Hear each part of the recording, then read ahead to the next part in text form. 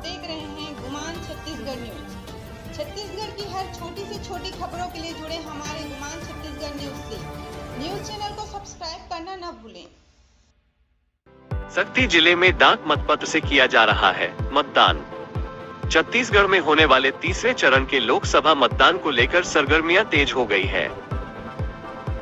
वहीं सक्ती जिले के कलेक्टर अमृत विकास टोपनो ने बताया कि जांजगीर चांपा लोकसभा क्षेत्र के सक्ती जिले में डाक मतपत्र से मतदान करने के लिए 5 मतदान सुविधा केंद्र की स्थापना की गई है, जहां पुलिसकर्मी, होमगार्ड, वनकर्मी, पत्रकार सहित मतदान दल के कर्मचारियों द्वारा डाक मतपत्र के माध्यम से मतदान किया जा रहा है।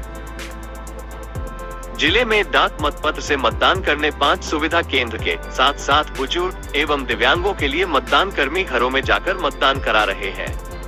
गुमान छत्तीसगढ़ न्यूज से बसंत चंद्रा की रिपोर्ट।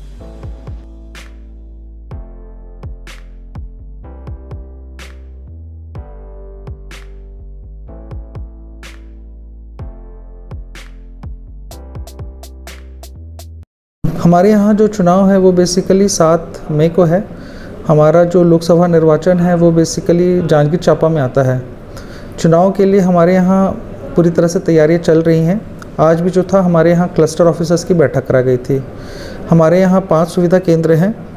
एक एसडीएम कार्यालय शक्ति है, दूसरा आपका एसडीएम कार्यालय डबरा है, तहसील कार्यालय जयजयपुर, फिर आपका कलेक्टर कार्यालय परिसर भी है। उसके अलावा सामग्री वितरण के लिए जो कृषि उपज मंडी है शक्ति, उसको हम लोगों ने किया है केंद्र के रूप में। हमारे यहाँ लगभग 623+4 पोलिंग स्टेशंस हैं।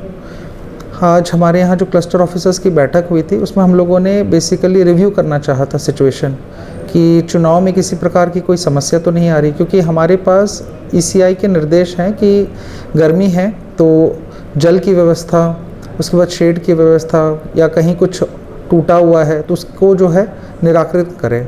हम लोगों ने आज क्लस्टर ऑफिसर्स को बुलाया था और हम लोगों ने उनको निर्देश दिया कि आपके यहाँ किसी भी प्रकार की इस तरह की समस्या है तो हमें बताएं।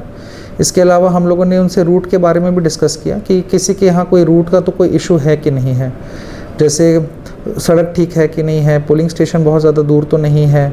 उसके अलावा हम लोगों ने निर्देश दिया है कि जितने भी पोलिंग पर्सनल्स हैं उनके नंबर बेसिकली क्लस्टर ऑफिसर्स रखेंगे ताकि कुछ भी हो तो वो बेसिकली अपना सामंजस्य बैठा सके।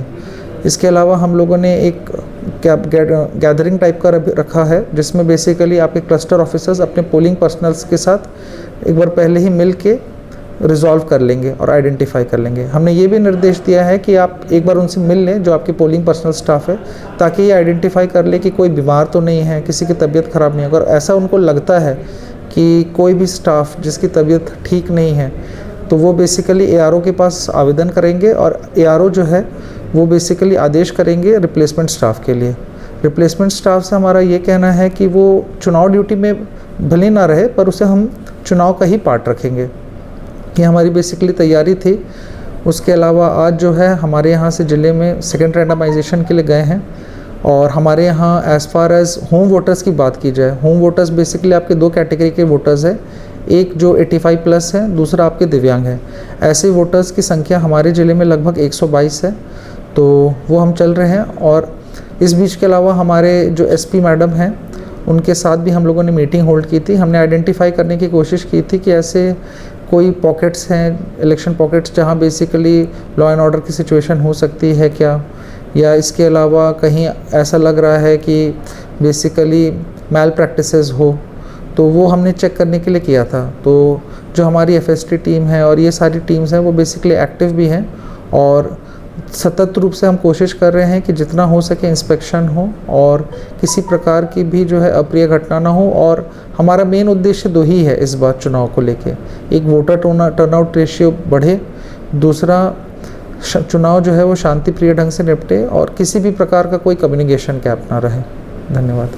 हर छोटी बड़ी खबरों के लिए हमारे गुमान छत्तीसगढ़ न्यूज को यूट्यूब पर सब्सक्राइब करना न भूलें, क्योंकि हम आपको दिखाते हैं सिर्फ खबर नहीं, सच्चाई।